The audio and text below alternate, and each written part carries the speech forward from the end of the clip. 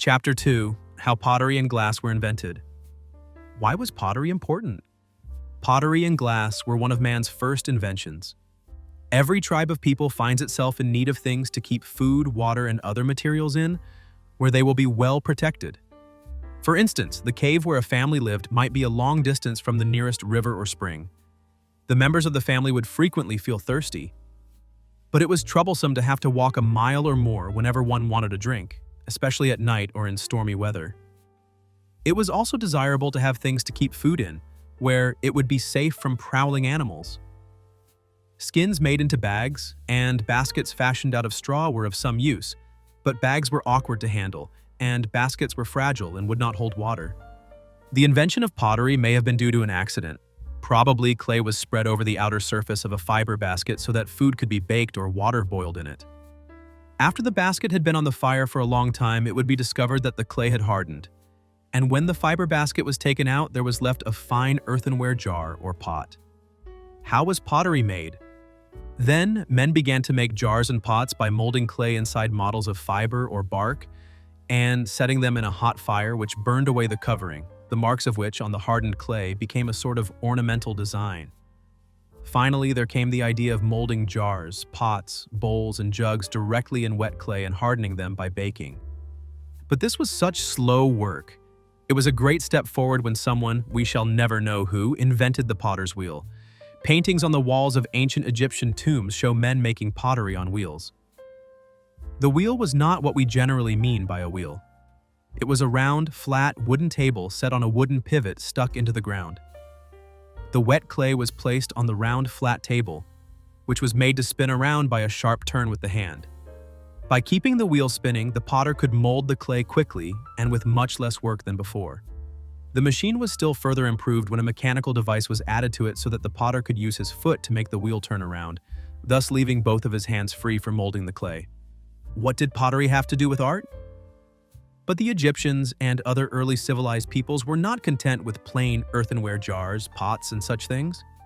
They wanted to make them beautiful, so they made queer designs on them. We have already seen how the first ornaments on earthenware jars came about when the bark or fiber covering was burnt off, leaving marks on the clay. This no doubt first gave the idea to people to make designs on the surface of the clay while it was still soft, and then, when it was baked, the design would be hardened so that it could not rub off. This was one of the ways in which art began. Those ancient artists learned to engrave and mold on earthenware objects all kinds of beautiful patterns, flower designs, and figures of animals and people. What was glazing? But ordinary earthenware is porous, that is to say, it is not absolutely watertight. Moisture will slowly work its way through, and the jar or similar vessel will become damp, like one of our flower pots. This trouble was overcome by the invention of glazing. In glazing, a coating of glassy substance is molded onto the surface of the pottery while it is hot. When it cools, this makes a hard, shiny, watertight outside surface. The most beautiful pottery of all, of course, is that which we call china. The name tells us where it first came from. It is made from a fine, white porcelain clay. This clay contains a good deal of the substance, silica, out of which glass is mainly made. When the clay is put in the fire, it is heated so hot that the silica melts and makes not only the surface but the whole material glassy. Chinaware is the most costly and delicate pottery in the world. It was invented by the Chinese many centuries ago, but it is now made in all the civilized countries of the world.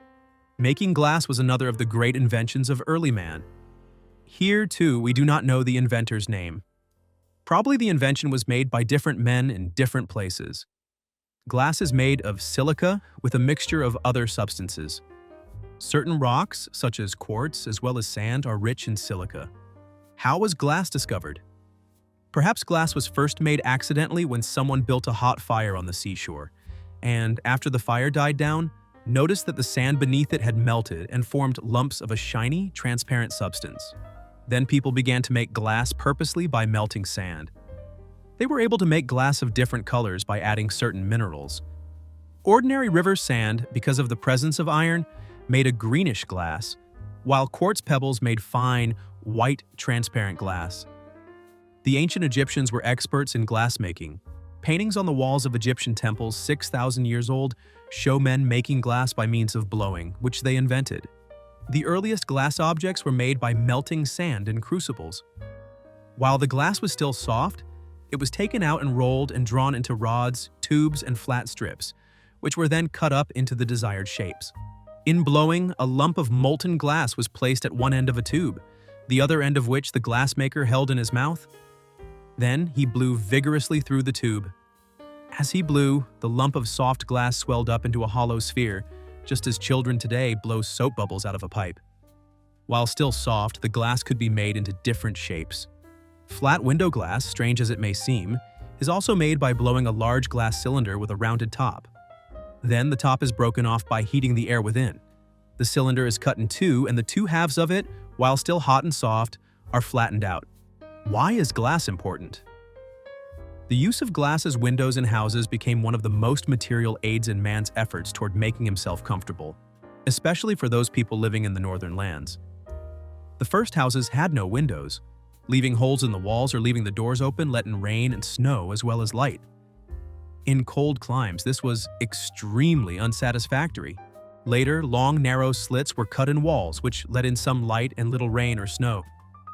Still later, man discovered that greased paper or cloth, membranes of animals, and even horn, when placed across such openings, made a crude window.